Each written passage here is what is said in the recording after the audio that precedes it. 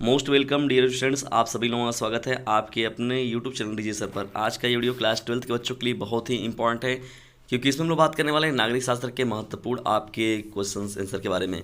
तो dear students, video में अंत तक बने रहेगा। सभी जो प्रश्न है वो एक से बढ़कर एक हैं और आपके बोर्ड एग्जामिनेशन के लिए बहुत ही महत्वपूर्ण है। और सबसे महत्वपूर्ण अगर डीजे सर चैनल की सबसे बड़ी खासियत है डियर स्टूडेंट्स, तो वो कहीं ना कहीं से नागरिक शास्त्र ही है, क्योंकि नागरिक शास्त्र जो है वो सबसे ज़्यादा यानी सिविक्स को सबसे ज़्यादा पसंद किए डियर स्टूडेंट्स, जितने भी प्रिय विद्यार्थी हैं वे सभी लोग। तो उसका पेपर जो है वो आप लोगों का कल है डियर स्टूडेंट्स। तो सिविक्स का पेपर आप लोग का बहुत ही बेहतर तरीके से जाएगा यदि आप अगर 55 वीडियो को पूरा देख लेते हैं। तो लगभग 55 से 60 वीडियो हैं, लगभग 5 से 7 घंटे का वो पूरा का पूरा प्लेलिस्ट है। यदि आप उस पूरे को देख जाते हैं तो समझ लीजिए आप अपने बोर्ड एग्जामिनेशन में अपना बेस्ट से बेस्ट दे पाएंगे। तो डियर फ्रेंड्स, चलिए आइए स्टार्ट करते हैं। उस बेस्ट को और भी बेस्ट करने के लिए मैं यहाँ पर कुछ और भी महत्वपूर्ण प्रश्नों की सीरीज आपको दे रहा हूँ, और उसके साथ ही साथ मैं आपको आजकल में बहुत ही ज़्यादा अच्छे अच्छे प्रश्नों को और एक से बढ़ के प्रश्नों जो कि छूट गए हैं, मैं उन प्रश्नों को भी खोज खोज कर आप लोगों के सम्मुख जो प्रस्तुत कर रहा हूँ। तो चलिए डिस्कशन स्टार्ट करते हैं आज के इस महत्वपूर्ण सेशन को। देखिए हम लोग का डिस्कशन जो पहला प्रश्न है, आसियान शैली से क्या अभिप्राय है। देखिए आसियान एक बहुत ही महत्वपूर्ण हेडिंग है। आसियान से रिलेटेड कुछ ना कुछ पूछता जरूर है। तो डिस्कशन यहाँ पर बात हो रही है हम लोग की आसियान शैली से क्या तात्पर्य है, ठीक है। तो आसियान शैली के बारे में हम लोग अगर बात करें तो आसियान जानते हैं कि सदस्य देशों का, इसमें भी कुछ सदस्य देश हैं, कितने सदस्य देश हैं इसको तो आप जानते ही हैं, पूरा का पूरा आप पढ़ चुके हैं। मैंने इस पर बाकायदा डिटेल भी दिया हुआ है अपना। और उसके साथ ही साथ आसियान झंडे की क्या देखिए प्रतीक चिन्ह बताते हैं, तो वो सब का सब मैंने बात कर रखा है। यहाँ पर बात होगी आसियान शैली की। अगर डिस्कशन हम लोग आसियान के बारे में बात करें तो देखिए सदस्य देश जितने भी हैं तो अनौपचारिक कामकाज की शैली को कहा जाता है, एक तरीके से हम लोग आसियान शैली कहते हैं। अनौपचारिक की बात हो गई, सहयोगात्मक की बात हो गई, या टकराव रहित मतलब टकराव ना हो कोई कंट्रियों के बीच में, मेल मिलाप करके चलने की बात हो गई। तो ये आसियान देशों के जितने भी सदस्य देश थे उन लोगों ने एक नया उदाहरण पूरी दुनिया के सामने पेश किया। या दुनिया के और भी सम्मुख जो अन्य देश हैं उनके सम्मुख उन लोगों ने एक बहुत ही महत्वपूर्ण रूप से अनौपचारिक, सहयोगात्मक और टकराव रहित मेल मिलाप करने का एक नया उदाहरण प्रस्तुत जो इन्होंने किया। तो इसी शैली को, इस गुण को, इस विशेषता को ही हम लोग आसियान शैली के नाम से जानते हैं। इसी इसी को ही आसियान देशों की आसियान शैली कहा जाता है, ठीक है दोस्तों। तो आसियान शैली जो है आपकी बहुत ही महत्वपूर्ण हेडिंग है और इसको एक बार देख लीजिएगा। और आसियान भी एक बहुत ही इंपॉर्टेंट उत्तरी में भी आपसे पूछ सकता है। और ये जो मैंने छोटा सा लिखा हुआ तो आसियान शैली लिख कर भी आप इस हेडिंग को अपने विस्तृत वाले प्रश्न में डाल सकते हैं। चलिए हम लोग आगे बढ़ते हैं दूसरे प्रश्न की ओर। देखिए दूसरा आपका प्रश्न क्या है, शाहबानो मामले में सर्वोच्च न्यायालय ने क्या फैसला दिया था। डियर स्टूडेंट्स, देखिए एक सफ़र रहा है शाहबानो से शायरा बानो तक का। तो ये जो 3 तलाक का मुद्दा आप लोगों ने देखा था केंद्र सरकार ने रखा हुआ था सुप्रीम कोर्ट में, और बड़ी विवाद हुआ था इस पर, उसमें सियासत कितनी ज़्यादा गरमाई हुई थी इसको आप सभी लोग अच्छे से जानते हैं। धार्मिक रूढ़िबद्धता भी कितनी बड़े पैमाने पर इसमें देखने को मिली थी। तो चीज़ें कई प्रकार की है डिस्कशन, उसमें ज़्यादा मजे, लेकिन आप इस प्रश्न को देखिए क्योंकि विषयों में आप लोग करंट से भी कुछ चीज़ों को जोड़कर पढ़ा करिए। तो 3 तलाक जो मुद्दा है वो बहुत दिन पहले का नहीं है, करंट में है और आपके इम्पॉर्टेंट है। तो ये प्रश्न कहीं ना कहीं से वही संबंधित है। तो शाहबानो मामले में देखिए सर्वोच्च न्यायालय ने क्या फैसला दिया था। शाहबानो के मामले में देखिए सुप्रीम कोर्ट ने 1985 में फैसला सुनाया था रिविशंस।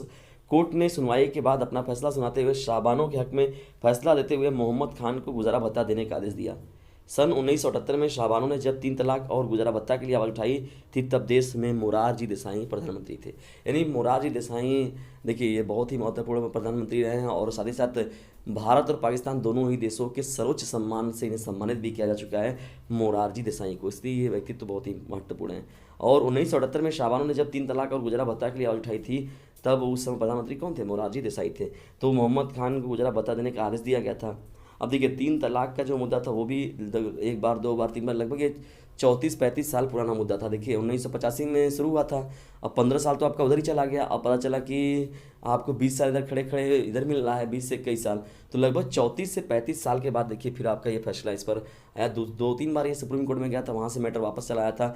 तो लगभग आपके 34 से 35 सालों के बाद फिर देखिए यहाँ पर जो फैसला सुनाया गया, 3 तलाक को लोग ऐसे मतलब एक तरीके से हक में जो दिया गया, मुस्लिम महिलाओं के पक्ष में दिया गया कि नहीं ऐसी चीज़ें नहीं होंगी। तो 3 तलाक और गुजारा भत्ता के लिए आवाज़ उठाई गई। तो जिसको देखिए अभी ये कब का सुनाया गया था, नहीं शाहबानों से लेकर शाहबानों से शायरा बानो तक का ये सफ़र है। अंतिम में जानते हैं शायरा बानो के में ये फैसला अभी जो आया हुआ था कुछ दिन पहले, जो देखिए ठीक है ना लिसनर्स। तो ये आपका इंपॉर्टेंट प्रश्न है, लेकिन ये टिप्पणी के रूप में आपसे पूछ सकता है, करंट का प्रश्न है इसलिए इंपॉर्टेंट है।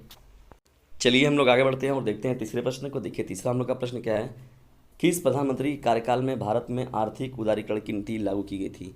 बहुत ही मोस्ट इंपॉर्टेंट प्रश्न डियर स्टूडेंट्स।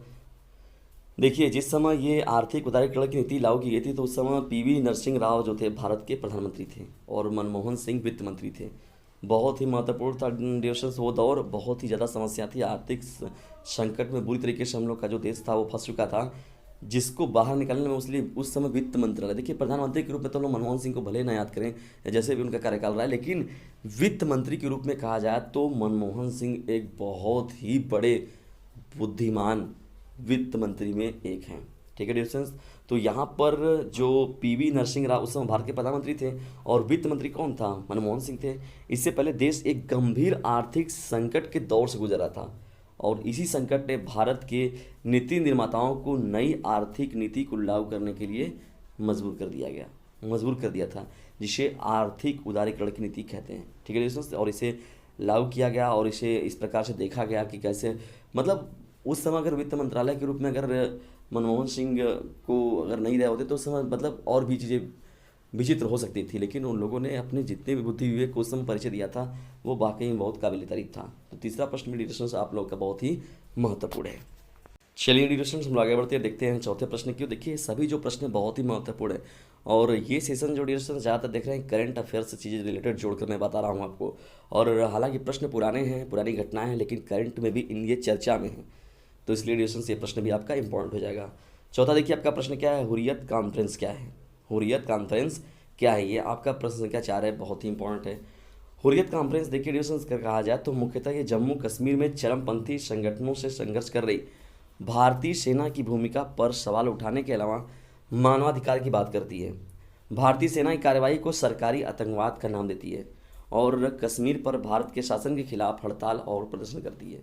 मतलब सीधा सीधा कहा जाए तो एक तरीके से भारत के ही विरुद्ध जाने की बात होती है। इसमें कश्मीर पर क्या होता है, भारत के शासन के खिलाफ हड़ताल और प्रदर्शन करने का कार्य जो होता है ये हुर्रियत कॉन्फ्रेंस करती है। ठीक है डिस्टेंस, तो और ये भारतीय सेना अगर कोई क्रियाकलाप अपने करते हैं या अपनी एक्टिविटी करते हैं उस राज्य के प्रति या उस राज्य में जो भी अपनी शासन व्यवस्था को लोग व्यवस्थित करते हैं तो सीधा सीधा उनका मतलब कोई भी समर्थन नहीं मिलता है वहाँ के ये हुर्रियत कॉन्फ्रेंस से, और वे सभी लोग जो होते हैं भारतीय सेना के एक तरीके से विरोधी होते हैं।